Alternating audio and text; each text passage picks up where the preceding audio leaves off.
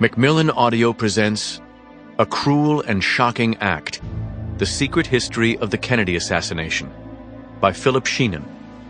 Read for you by Robert Petkoff.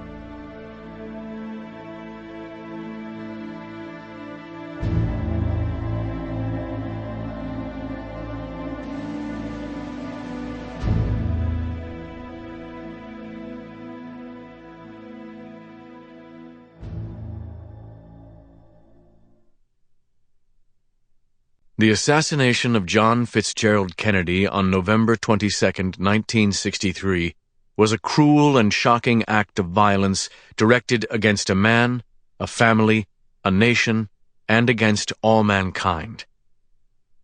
The final report of the President's Commission on the Assassination of President John F. Kennedy, September 24, 1964.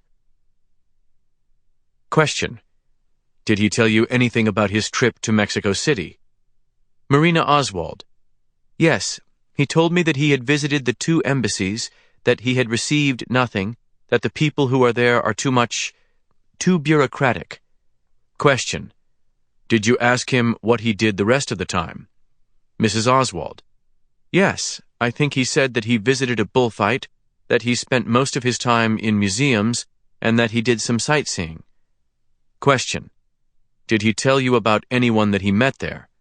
Mrs. Oswald: no. He said that he did not like the Mexican girls. Testimony of Marina Oswald to the President's Commission, February 3, 1964. Prologue. There is no way to know exactly when Charles William Thomas began to think about suicide. Who could really know such a thing? Years later, congressional investigators could offer only their strong suspicions about what had finally led Thomas, a former American diplomat who had spent most of his career in Africa and Latin America, to kill himself. On Monday, April 12, 1971, at about 4 p.m., he put a gun to his head on the second floor of his family's modest rented house near the shores of the Potomac River in Washington, D.C. His wife, downstairs, thought at first that the boiler had exploded. Certainly 2 years earlier, in the summer of 1969, Thomas had reason to be disheartened. He was 45 years old, with a wife and 2 young daughters to support, and he knew his career at the State Department was over. It was official, even though he still could not fathom why he was being forced out of a job that he loved and that he thought, that he knew, he did well. The department long had an up-or-out policy for members of the diplomatic corps, similar to the military. Either you were promoted up the ranks, or your career was over. And since he had been denied a promotion to another embassy abroad or to a supervisor's desk in Washington, Thomas was selected out, to use the department's Orwellian terminology for being fired. After 18 fulfilling, mostly happy years wandering the globe on behalf of his country, he was told he had no job. At first, he thought it must be a mistake, his wife Cynthia said.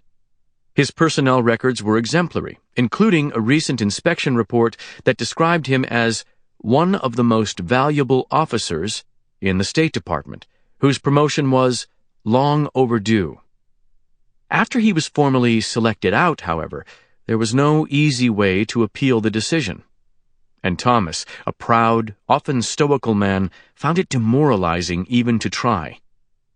He had already begun boxing up his belongings in his office and wondering if, at his age, it would be possible to begin a new career.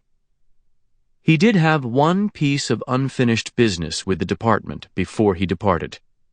And on July 25, 1969, he finished typing up a 3-page memo and a 1-page cover letter that he addressed to his ultimate boss at the department, William P. Rogers, President Nixon's Secretary of State.